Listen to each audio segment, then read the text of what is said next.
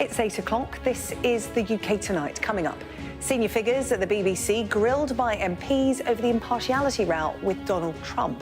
The chair of the corporation saying he regrets mistakes that led to the resignations of the Director General and the head of news, as the former advisor at the centre of this controversy says the BBC is not institutionally biased. Coming up, we'll also hear from BBC board member Sir Robbie Gibb, as he dismisses claims there was an orchestrated coup in the organisation. Also ahead tonight, more bad news for the Chancellor ahead of Wednesday's budget.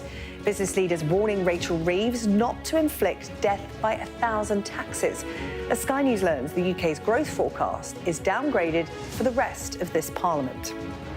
Plus, we'll hear from a survivor of a huge snowstorm in Patagonia that claimed the lives of 5 people, including 40-year-old Victoria Bond, as he says hikers were forced to make their own stretchers out of sleeping mats and walking poles.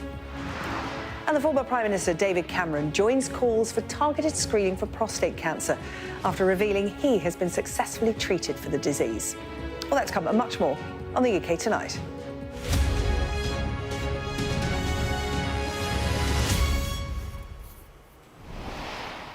But we start tonight with BBC bosses facing questions from MPs today over the leaked memo that raised concerns about impartiality at the corporation, eventually leading to 2 high-profile resignations. Well, the author of that memo, former BBC advisor Michael Prescott, told the Culture Committee today that the organisation is not institutionally biased, but that things had gone wrong. It comes after his report highlighted a Panorama episode that included selective editing of a speech made by Donald Trump, something that's prompted a threat of legal action from the US president. The chair of the BBC today said that he regrets the mistakes that have been made. I do not think the Director General should have resigned. I think that the act by the Director of News was an honourable and proper act. I think she took responsibility, for which I will again say I applaud her for doing so. I do not think that that meant that the Director General had also had to resign. However, when you read the Director General's reason for resigning, certainly this was one factor, but he also says there were many other factors that led to that. I wish, and can I say the board wishes, that the Director General had not resigned. He had our full confidence throughout. I do not think it's institutionally biased. Let's be very clear. Tons of stuff the BBC does is world-class, both factual programming and non-factual programming.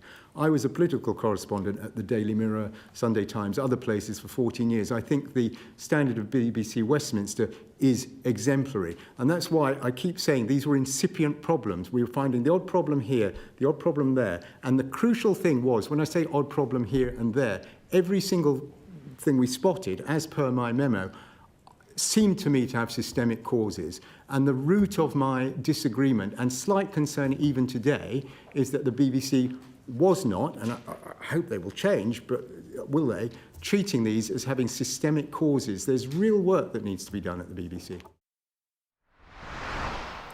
Well, let's bring in our arts and entertainment correspondent, Katie Spencer, who has been following the evidence given by BBC bosses today, and there's been a lot of it, Katie. I want to talk about somebody that we hear a lot about, but we very rarely hear from, and that is Robbie Gibb, the non-executive director on the BBC board, who spent 25 years at the BBC, but it's his work with the Conservative Party that sees him a controversial figure at the BBC to some. Yeah, look, as this drama of the last few weeks has played out for the BBC, there have been 2 key names that have been referenced a lot, but who we haven't heard from. One of those is Michael Prescott, who you just played a clip from then, the person whose leaked demo and the independent editorial advisor whose leaked demo started this hailstorm for the BBC in the first place. The other, as you say, is Sir Robbie Gibb, who was a political appointee to the board under the government of Boris Johnson. So much has been written about what he has or hasn't been doing behind the scenes over the last few weeks, whether or not there has been political interference, whether or not there has been plotting, that he has been an important voice that many people, including ourselves at Sky News, have tried to chase, to try to get him to talk on the record. And today was the first time that we actually got to hear from him. And it was interesting what he had to say. He said from the get-go, he feels that he has impartiality running through his bones from his time that he spent at the BBC. He said it was drilled into him at the start of his career. And as for the boardroom plotting that might have gone on, here's what he had to say on that front. Was there anything orchestrated about what's happened to the BBC over the last couple of weeks, the departure of Tim Davie, etc.? It's up there as one of the most ridiculous charges. I mean, people had to find some angle. It's complete nonsense. It's also deeply offensive to fellow board members who are, as Samir was saying, are people of great standing in different fields. Katie, we did also hear from the BBC chair today, Samir Shah, and this was really seen as a make or break appearance from him today. I think so, given that on Friday we had a resignation of one of the board members who'd specifically taken a swing at the leadership of the BBC board, saying that he felt that it was questionable, the leadership at the moment. Samir Shah had to really show strong leadership today. I think he was keen to stress really that he was in control, that he wasn't going anywhere. And here's what he said in response to a question about whether or not he'd thought of resigning. I think right now my job is to steer the ship out of the shop into an even keel and make sure, and the most important job I have right now is to recruit a Director General. It is far and away the most important thing I need to do. He conceded that lessons had been learned for how the board had handled the last 3 weeks and that they did need to be more decisive and respond more quickly. I think the key will be going forward during this rocky patch whether or not they have to deal with any other sort of major problems. If Samir Shah isn't decisive, if he isn't quick to respond, then I think there will be people gunning for him and saying that we need a new BBC chair. But for now, I think he has perhaps this afternoon done enough to present certainly a strong and united front from within the BBC board. OK, Katie, thank you. Katie Spencer, our arts and entertainment correspondent, following events in Westminster for us today. Let's get some more reaction now from former BBC executive and Radio 4 presenter Roger Bolton. Roger, good to have your company this evening on what was a big day for bosses at the BBC. What were your main takeaways from, well, a lot of evidence that was heard, some hours of it throughout the course of the day? Well, the BBC's main accuser, as it were, Michael Prescott, doesn't think the BBC is institutionally biased, that Robbie Gibb doesn't think the BBC is institutionally biased. So you have to say, what's been going on here? And I think that if you're in the Harvard Business School or maybe a leading London business school and you want a study to see how not to handle a difficult situation, this is a prime example. Just supposing, after the Daily Telegraph had written their first article, the BBC came out and said this: one, we made a mistake and we apologise for the edit of the Trump incident. Two, when it comes to other points in the Michael Prescott memo, we've already taken action. We will now study things and we will give you a complete report in 4 or 5 days. But on the main point, we're not institutionally biased. We acknowledge the mistake and we have acted on a lot of those concerns. Now, they could have done that. Instead, they did ignore the Director General's advice to put out a big statement and the Director of News. And the board and the Editorial Standards Committee became, in the words of somebody from it speaking tonight, a debating chamber. You can't have a debating chamber when the world is coming at you like that. You have to get out and make a statement. So anybody listening to that 3-4 hours, and it felt like 3 or 4 days, would say, what's the problem? The BBC's taken action, it makes mistakes, it's not institutionally biased, and it's trying to learn its lessons. So if there was nothing fundamentally wrong with the organisation, how come we've lost a Director of News and, more importantly, a Director General? And I have to say, that is not the inactivity of the chairman, who said we needed more time, is extraordinary. I mean, he said at one point, we must learn lessons, I think, and we must ask ourselves, why is the BBC always on the back foot? Well, one of the reasons is because it's not on the front foot. It's not going out and saying, that's not serious, a charge. We will take that one seriously. And believe me, we'll act appropriately. By the way, we've already taken action on a whole range of things. This is a cock-up. It's not a conspiracy. I mean, you know, Robbie Gibb is a Thatcherite Conservative. He said he is a Thatcherite Conservative. He was a Brexiteer. I'm sure he thinks he's impartial. Other people on the left will think they're impartial. That's fine. But, you know, collectively as an organisation, you know, not everybody in that organisation will, you know, have views, but, you know, you're meant to leave that at the door. Collectively as an organisation, they are meant to be impartial and work together towards that. In terms of the reputation of the BBC, I mean, that phrase, institutionally biased, has been strongly denied today, and they've said, you know, they've got other problems. You've pointed out one of the key ones, which is their sort of slow-footedness to act, to even apologise or acknowledge that something has gone wrong. How do they fix their reputation? Because, you know, this word, this phrase, institutionally biased, is out there now. You've got the US president threatening legal action. Globally, you know, this is being talked about. Well, that's why it's disgrace, and that's why I think ultimately, in the long term, the chairman's position is impossible. Now, I think what happened today is the BBC on the whole and other people there thought, we can't lose a chairman. We've lost a director of news. We've lost a director general. We can't, you know, lose the chairman now. There isn't a deputy to stand in at any of these areas. So they've got to fix the immediate problem. They've got to get a director general. That director general has then got to appoint a director of news. Then they've got to get a deputy director general to handle all the flack. And they've got to sort out this problem of a debating society instead of a decisive body that they've got. That's interesting. So the structure needs to change. I mean, it's interesting that Director General advert went live today. You know, who are the names in the frame of it? Who do you think it should be? Do you think a deputy is a good idea? Because that's been another criticism, is that the structure needs to change. The Director General job is just too big for one person. There needs to be an expansion of the Standards Committee. How should the structure of the BBC change in order to make it work better? Well, it's always trying to change structures. What it needs is decisive decision-making and management. I mean, Are there too many people there making decisions then? Is that why it's so slow? Well, look, when I was an editor of programmes, you know, the programme's going out 8:10, you take a decision. You're in a cutting room, you go half an hour ago, you take a decision. You can't hang about in our business, and you know what the news is like. Once a question is framed in a certain direction, the temptation is the pack follows it, and then how do you catch up? You have to be there immediately and saying, no, this is not an issue, but this is what we're doing. And the BBC's inability to respond quickly. I mean, I believe that is one of the reasons why the Director General resigned. I think he's a very good Director General. I think he's done 5 years, he's exhausted. But imagine if you're trying to deal with a board that can't decide for a week how to respond when your reputation is being trashed on the front pages in America and elsewhere. And lo and behold, there's a big lawsuit. I don't think that lawsuit will go anywhere, by the way. I think they'll forget about it because there isn't really a case. But if you wanted to, you know, do damage to the BBC, wow, have you succeeded?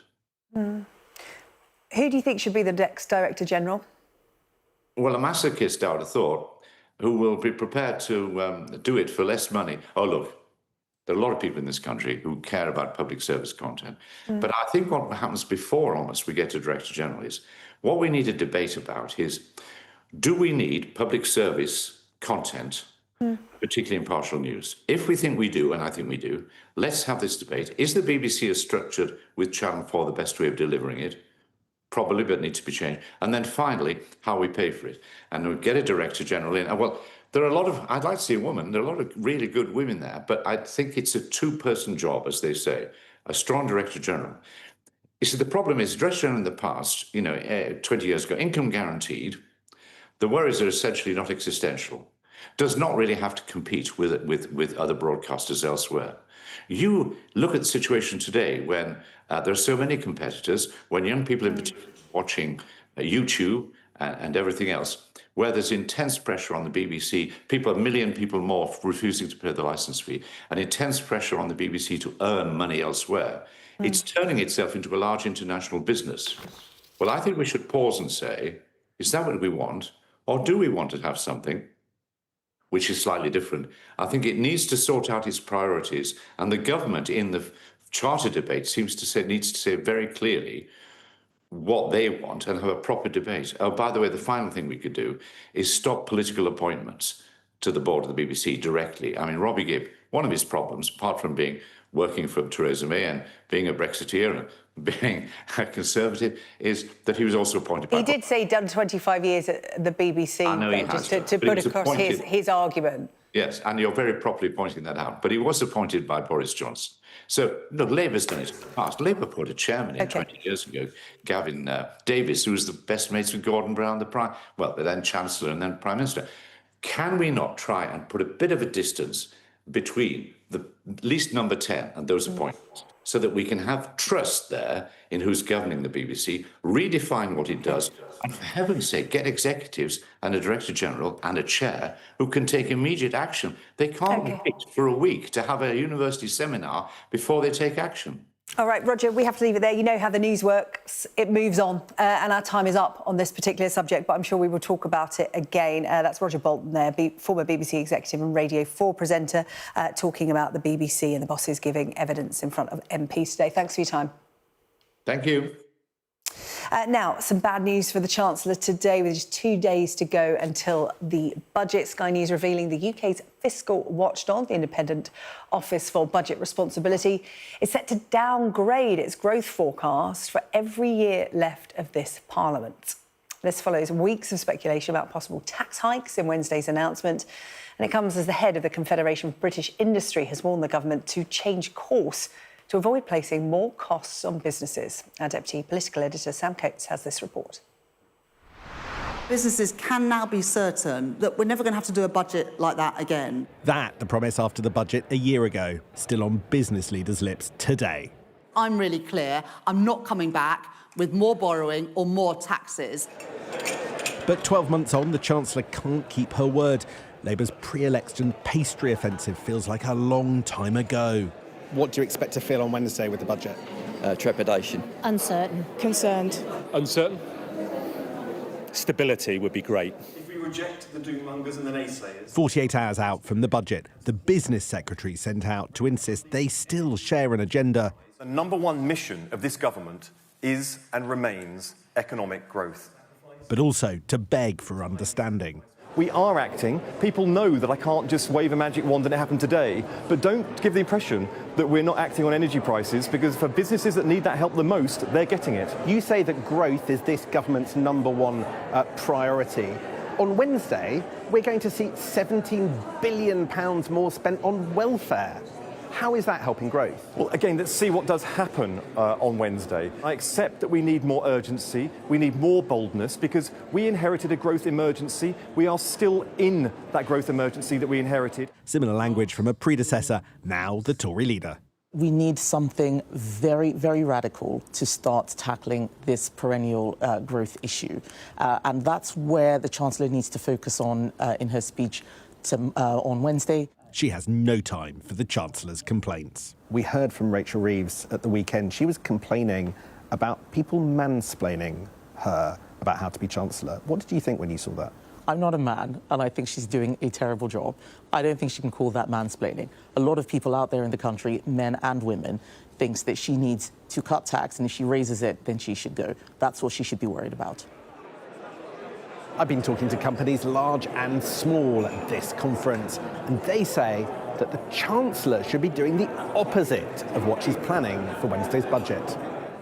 The boss of the CBI says take the tough decisions now. So do you think the Chancellor should put up income tax? What we've said to the Chancellor is better to make one big, brave decision rather than 20 decisions which will distort our economy, which don't lead to growth and investment, and don't raise as much money as you need to ensure that the public finances are really stable. The Chancellor said that those with the broader shoulders should pay the most. So why shouldn't big business pay more? The overall tax burden on business is at historic highs. There isn't any more room for manoeuvre, and we've got to remember it's our big and small employers who are creating the jobs, the investment, the higher living standards, the prosperity that people desperately want to see. Hello, what can I do for you? The economy needs an adrenaline boost, but the money in this budget is going on shoring up Keir Starmer. The long-term challenges remain. Sam Coates, Sky News, Westminster. A court has heard how a Palestine Action activist struck a police officer with a sledgehammer after a group allegedly broke into an Israel-based defence firm's factory in Bristol. 6 activists are on trial, accused of breaking into the site in a prison van and causing more than £1 million worth of damage in August last year. Sadia Chowdhury has been following this story for us and has more detail.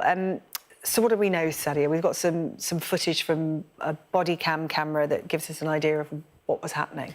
Yeah, so these were played out in court today, and I just think it's worth mentioning at the start that jurors were told that the allegations in this case came before Palestine Action was prescribed under terrorism laws in June. So they were told that that ban is not relevant to the evidence in this case. And that's going to be important in this. Exactly, yes. And as you say, 6 people are on trial here.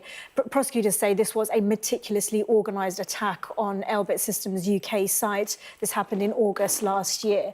And they accused six people: Charlotte Head, Samuel Corner, Leona Camino, Fatima Rajwani, Zoe Rogers and Jordan Devlin of aggravated burglary, criminal damage and violent disorder. They all deny those charges. Samuel Corner is further charged with causing grievous bodily harm. He denies striking 2 police officers with a sledgehammer, leaving one of them with a fracture to her lumbar spine. Today, the court was shown this body-worn footage from police cameras that shows just the chaotic nature of this. These clips released today by Thames Valley Police. This is just one of many clips that were released today. And you can see there the activists in red boiler suits, some of them swinging sledgehammers. And I should say this has been treated by Thames Valley Police, so the pauses and the arrows there put through to illustrate different members of the group. Yeah, to identify the various defendants. And they say that this clip allegedly shows one of the activists, Samuel Corner, attacking PC Buxton. He told the court today that as Corner approached, he was swinging the sledgehammer multiple times towards me. He said, "I was scared. I believe it made contact with my right calf and my work radio." He said he had considerable pain down that area of his leg following it, and he had some bruising coming up. PC Buxton also told the court he saw Corner strike another officer, PC Kate Evans, in the back as she was kneeling down, trying to arrest another suspect. That is not in this clip that we're showing right now. And she told the court that she described it as a massive shock vibrating through her back, right the way through her body. She said she looked around and saw a male with a sledgehammer behind her, and she thought her spine had been shattered, saying, "I remember putting my right foot down and the pain shot right up." Well, this trial is set to last 10 weeks. I think that just shows you just how complex this all is. And of course, it is separate to the judicial review proceedings that are ongoing into the decision to ban Palestine Action. OK, Sadia, thank you. Sadia Chowdhury taking us through those details. Thank you. Next tonight, the Reform UK leader Nigel Farage has spoken for the first time since Nathan Gill, the former leader of the party in Wales, was jailed.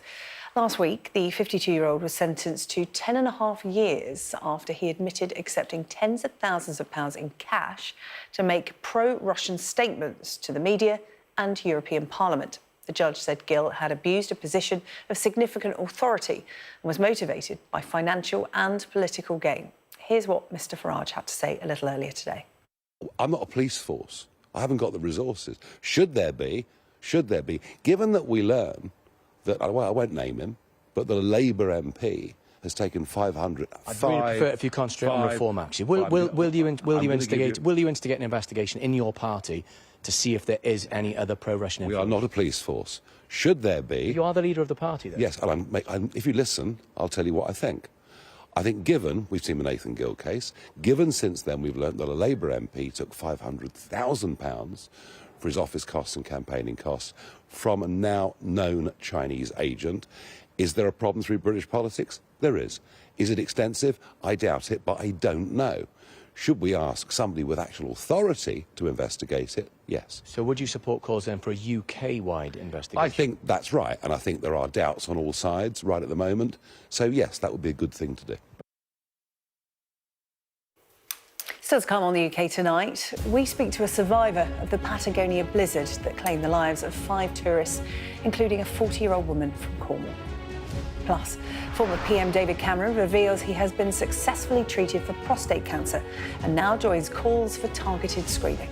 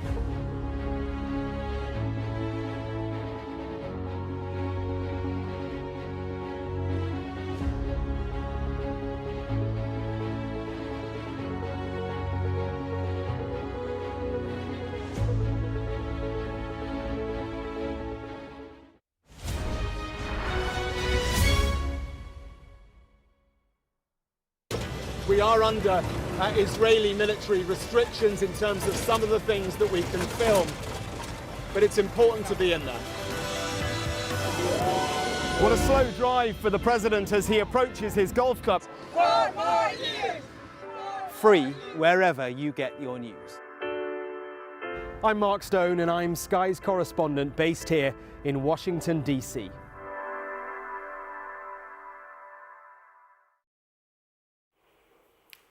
A survivor of a huge snowstorm in Patagonia that claimed the lives of 5 people, including a 40-year-old British woman, has been describing how a volunteer rescue party was forced to use a homemade stretcher to try and help missing hikers.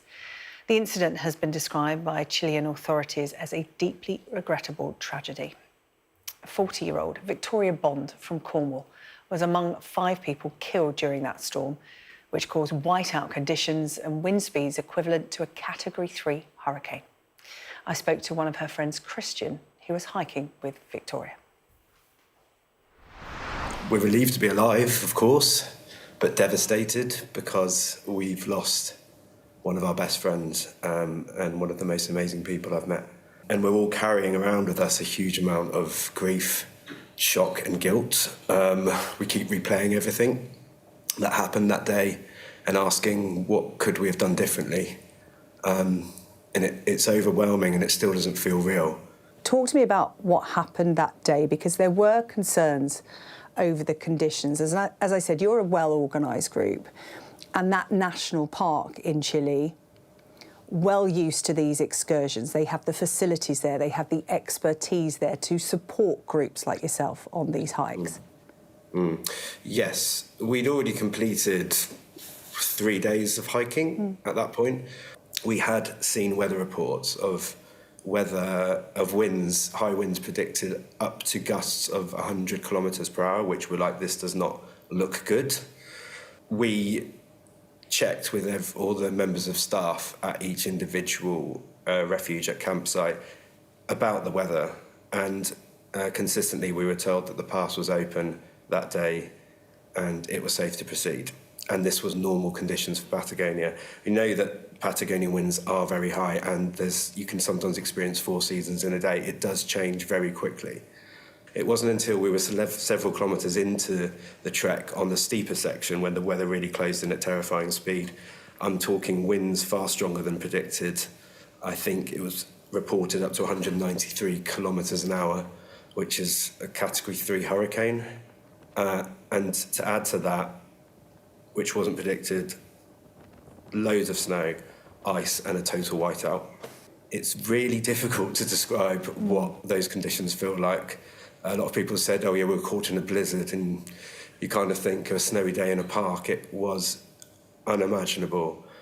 For one, the wind is so strong you can't move. You have to curl up into a ball and put your back towards the wind just to keep you safe from moving on the mountain. When the gusts reach that high, you can't see. It's extremely cold, and you have to keep moving. If you stop, you die. What happened to Victoria? So, sorry, give me a minute, it's still a bit raw. Of course.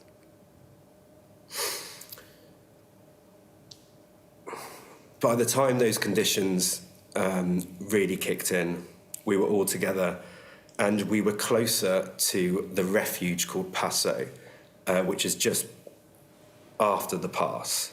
So we're literally between 1 and 2 kilometres away, as opposed to 4 or 5 kilometres away from the camp that we'd come from. So we had to make a decision, is it safer just to continue on to that refuge, which we thought it would be? And descending down a mountain in those kind of conditions are much worse. So we continued up, but very close to the pass, perhaps 50 metres altitude from the pass, the weather became just impossible. We had no option but to turn around and go all the way back down to the campsite. I believe the wind must have just blown away all the top level of snow. So it's extremely slippy and hard ice. And people were just falling down the mountain. At one point, I slid quite far down the mountain and was just accelerating and accelerating. And I remember thinking, if I don't stop myself accelerating, I'm just going to keep on going and hit something, and that will be the end of it. So I aimed for some rocks to actually break my fall, head first, flipped over, and I think it was my backpack that saved me in that instance because I didn't hit my head and fortunately didn't break anything. Everyone had separated, and all you could see was just a line of people walking down the mountain. And if you bear in mind, this is total whiteout conditions. It's very difficult to see in front of you and behind you. So the only thing we could do was rejoin that line and make sure that we follow the person in front of us and keep an eye on those red markers. We were all heading down together, and it was only when we got to a safer altitude, where we could breathe and see, that we could account for people and see who was there and who was missing. And we were unsure whether Victoria was behind us or in front of us. So Tom actually went back to look and waited and found a couple who said, there's no one else further up the mountain. So we continued down, running down, hoping that she'd be at the campsite. And then, of course, when we got to the campsite, we discovered she was not there and the alarm was raised straight away. Christian, what you described sounds so frightening and disorientating. As you said, you realise Victoria's missing and you raise the alarm. What's going through your mind at that point, and what is going on around you to try and find her?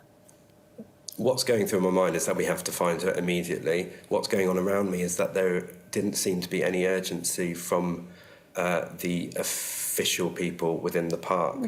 What we discovered was that the rangers, unfortunately, were not present the day before or there when we raised the alarm. I remember going into the office to the Vertis staff who run the campsite and saying, we've got a real emergency, someone is potentially missing on the mountain. We need to launch a rescue mission immediately. And they kind of shrugged and said, we sent a radio message to the rangers, they're on their way, but they could take hours.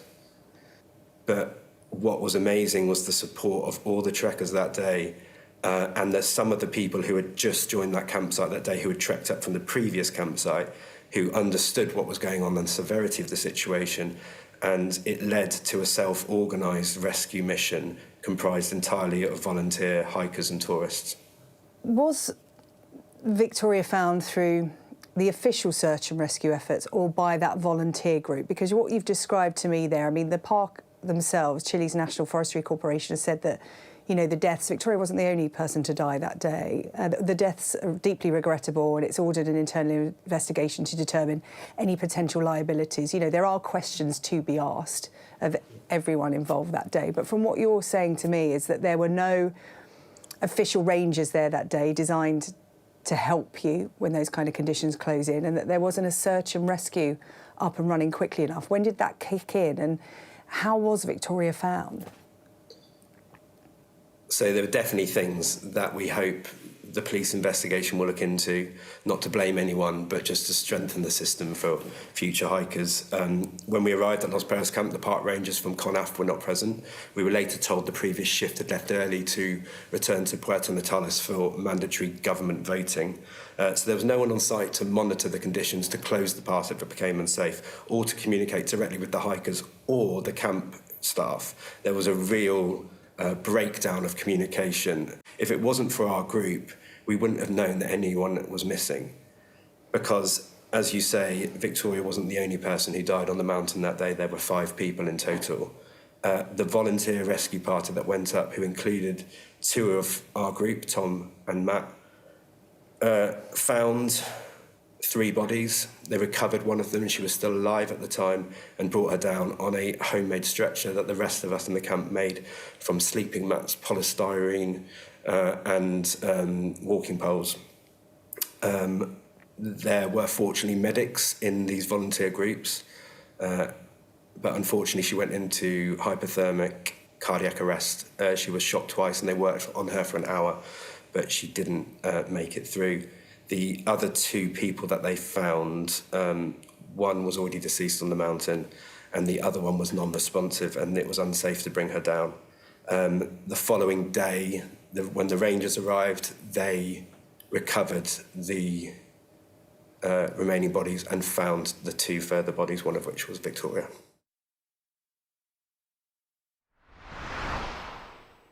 Well, the Chilean National Forest Corporation have said this in a statement. We have launched an internal investigation to determine any potential liability related to this accident. The investigation will include a review of all relevant information to clarify each stage of the incident, how the protocols were activated, the nature of communications, and how the search, rescue and evacuation operations unfolded. The President of Chile, Gabriel Boric, wrote on X to the families, friends and loved ones of the 5 individuals of Mexican, German and British nationalities who tragically lost their lives in the incident that occurred in Torres del Paine. I extend my deepest condolences. Know that you have the full support and collaboration of Chilean authorities and institutions during these difficult times. Still to come on the programme, we'll be discussing the huge surge in people checking their risk of prostate cancer. This is after the former Prime Minister David Cameron revealed he has been successfully treated for the disease.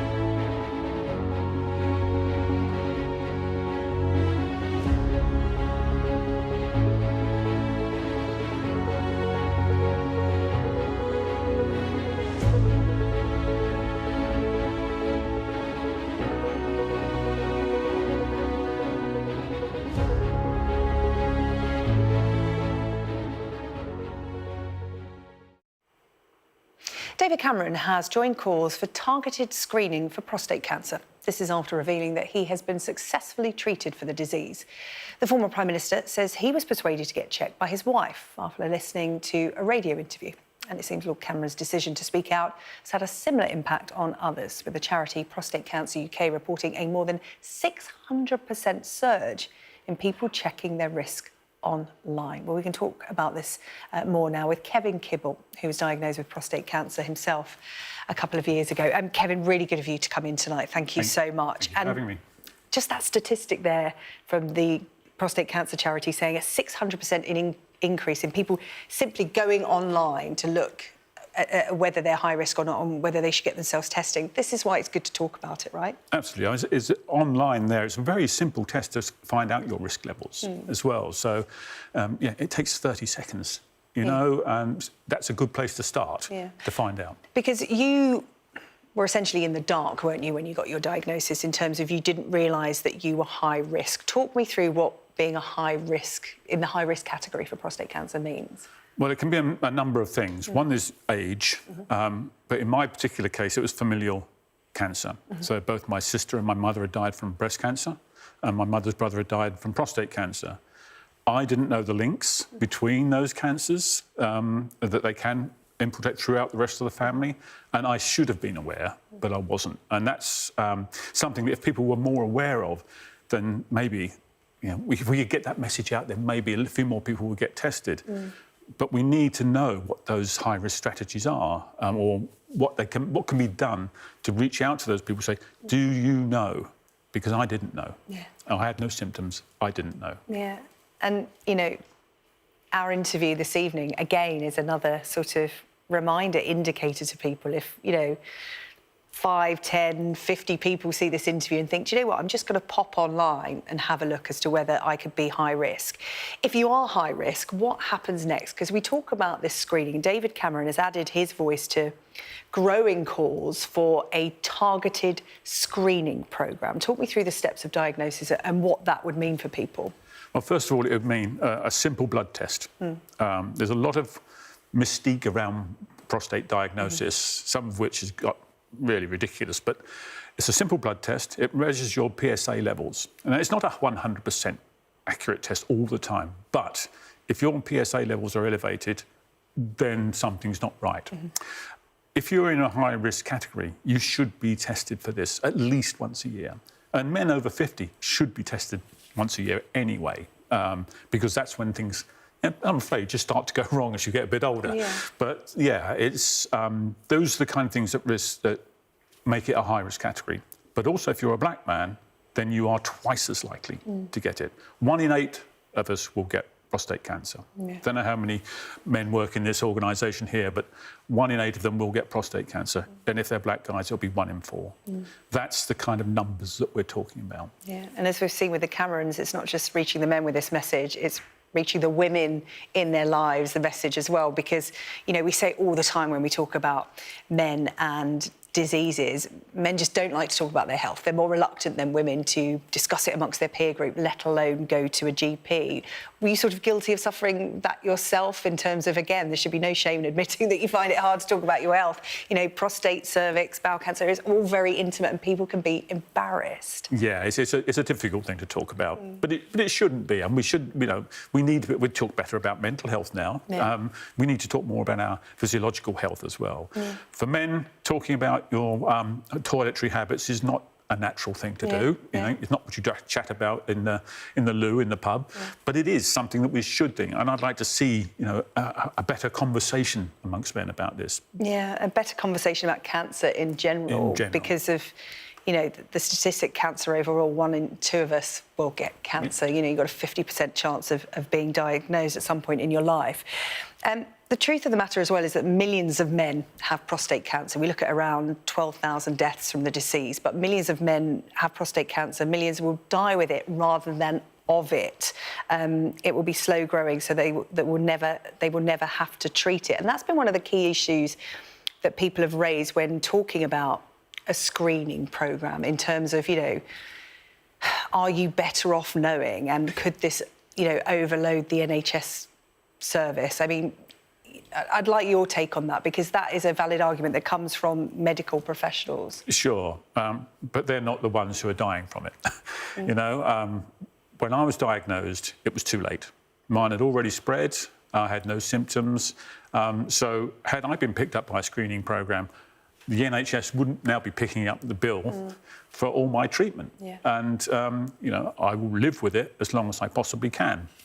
But I will die from it. And that's why it's a terminal diagnosis that I have, but it is treatable.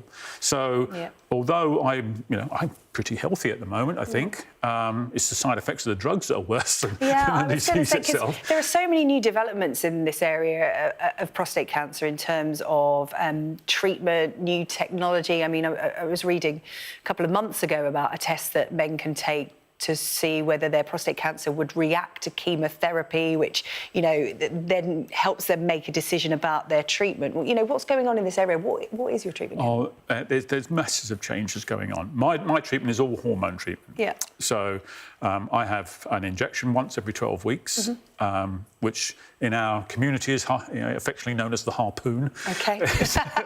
Sounds delightful. Yeah, it's a bit of a brute. And then daily hormone tablets. But I also, because of the side effects of that, I have to have stuff for my bones because it affects my bones, and all that's and on it goes. So, but there are another whole round of things about diagnosis. We're seeing new diagnosis centres cropping up, whereby we're getting diagnosis quicker. And this is really, really helpful. So, the more we can speed it up, the quicker we get from is there a problem to diagnosis, the higher rates of success we will get in people surviving prostate cancer.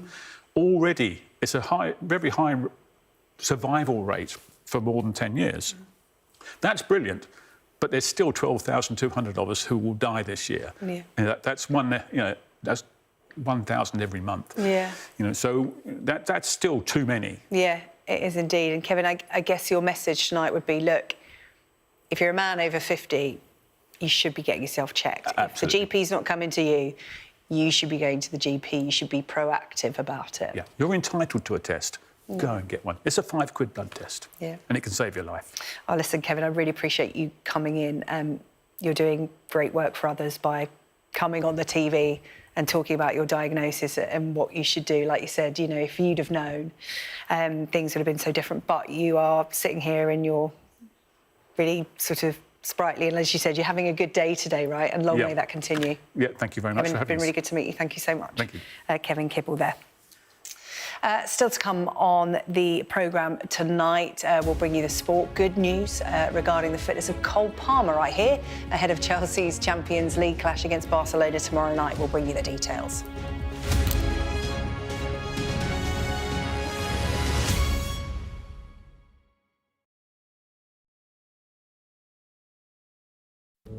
I'm Cordelia Lynch, Sky's Asia correspondent, based here in Bangkok. These slums, once gripped by fear and death. There is far less bloodshed now, but it hasn't gone away. Who's asking you to kill? The police will give me the orders, and after I kill the target, I throw the gun away. We try our best to uncover and unpick a fast-changing and deeply complex region. These large waterways provided an excellent source of body disposal. This is the Buriganga River, where victims who'd allegedly been shot dead were dumped. Sheikh Hasina, how confident are you that she will stand trial? She will stand trial, there's no doubt about that. We're going to take you to the very heart of a criminal network, going undercover inside Southeast Asia's scam centres for the very first time. We won't have any problems with police, it's okay. Just seen Imran Khan leave, and as we understand it, he's just been shot in the leg. They have decided that the only way they'll allow elections is if I'm inside jail or killed. Sky News get the full story first. Chinese vessels start encircling the boat we're on, blocking its path.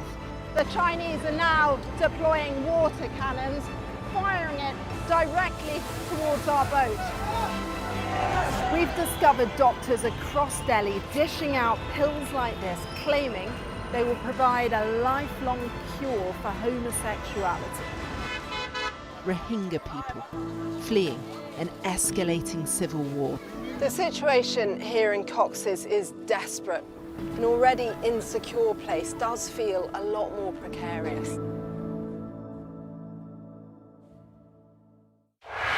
You can't rule out further tax rises. It's exactly what she's going to have to do. She'll be talking about that when it comes to the budget. We'll be talking everything money as the Chancellor reveals what's in her budget. This knows how it's going to play out if these tax rises are announced. I'm Tom Cheshire, Sky's data and forensics correspondent. We gather, analyse and visualise data to tell data-driven stories. Hello, David is here with the sport. I don't know why I said hello. I'm not surprised that you're here. I knew you were joining us. It's not just David and I chatting about football. First of all, I have seen, so I didn't watch the game actually yesterday, but I've seen some striking images of Pep Guardiola having a bit of a to-do with a cameraman. What's that all about? Yeah. Well, it's not this one. No, I mean, he is an expressive guy, though, and he has said that himself. Yeah, this was the Saturday night football. They lost 2-1 at Newcastle, and he was having this really animated conversation with Bruno Guimaraes, the Newcastle captain. It was a really sort of difficult game for him because City had several penalty appeals turned down. They think that Newcastle's winner should have been ruled out, but also he was pictured sort of lifting up the earphone of a camera operator to try and speak to him. Because he was clearly so frustrated with what had gone on in the game. 4th defeat in 12 games in the Premier League for City. They dropped to 3rd. They're 7 points behind Arsenal. So you can tell that clearly emotions really got to him on that day. Do we know what it was to do with why he was talking to the cameraman? Yeah, I mean, I think it's all because just he was filming the argument, or because of No. I mean, that we don't know. But in any case, I mean, it's a real invasion of personal space, isn't it? The guy's just trying to do his job. So obviously, he had to really have a think about what happened on Saturday night, and then here he is today, and he's speaking again in front of the media because City are playing Bayer Leverkusen in the Champions League. So this obviously got brought up. Of course. And, he said his side had to improve after, 4 defeat in 12 games. Spoke about how he is an emotional guy, and actually his relationship with Bruno Guimaraes is pretty good, that they always have chats in the tunnel at games, etc. But on the incident with the camera operator, have a listen to this. It was an apology, quite clearly, but also mixed with a real sort of robust support of his own team. I feel embarrassed, ashamed when I see I don't like it. I apologize for the camera after 1 second. So I am who I am. Even 1,000 games, I'm not a perfect person. I make a huge mistake, so it's not about that, but I don't regret. What is for sure, I defend my team and my club. That's for sure. The reason why is I want to defend my team and my club. OK, look, let's draw a line under the cameraman incident. Hope the cameraman's OK, obviously, getting an earful from Pep Guardiola. I mean, that was the story to tell down the pub, wasn't it, after the game? But in terms of Newcastle, come on, great result for them. Let's talk about that. Yeah. I mean, they've started really well in the Champions League. There had been a little bit off colour in the league, just needed to really get going. They did get that result, but it was a weekend where there were some shocks. I mean, Nottingham Forest beating Liverpool 3-0 away from home. Chelsea have suddenly found themselves second, where perhaps their performances haven't really merited that, and Arsenal managed to sort of get back, in terms of that 5-1 win over Tottenham in the North London derby. That was the game I was allowed to watch this weekend in the sort of constraints of family time. We watched that one. No, I hear you. But I mean, so big games, significant results, and we could in fact have another one at Old Trafford this evening.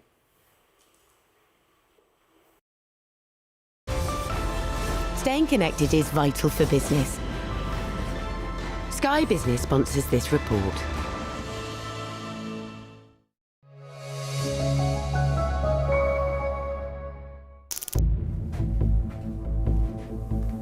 OK. Are you ready? Yep. 35 prisoners were released from Barlini prison this morning, but only one left in a limousine. Duncan spoke about the letters he's had when he was in prison, and that created a bond between Duncan and Everton. It's not just words. I love them, and I'll always love them. It's the story which has gripped Merseyside. Walter Smith's future on the line. The Everton boss apparently close to quitting over the multi-million-pound sale of captain Duncan Ferguson to Newcastle. We were under pressure from the bank to get the overdraft down. It upset me. You try to move on. It's not easy for me. I couldn't rub off my tattoo, could I? The fans adore him. Then all of a sudden, Crash Bang Wallop, he's playing with the striped shirt on.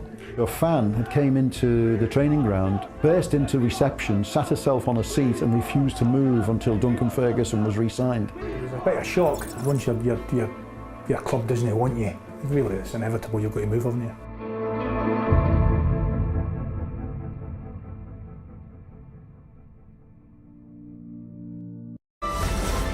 Sky Business sponsors this report. Right, let's have a look at the weather picture now, shall we? It is going to be drier and colder tomorrow, but it will turn milder and wetter from Wednesday onwards. Before then, it's going to be windy this evening. Plenty of showers around for Wales and eastern Britain, and a few near other exposed north-facing coasts. Most other places looking fine. Eastern British and Irish sea coasts will stay windy with further showers later tonight. Inland areas, meanwhile, they will see the wind easing and showers fading away later, with an extensive frost developing in the north, a ground frost developing elsewhere.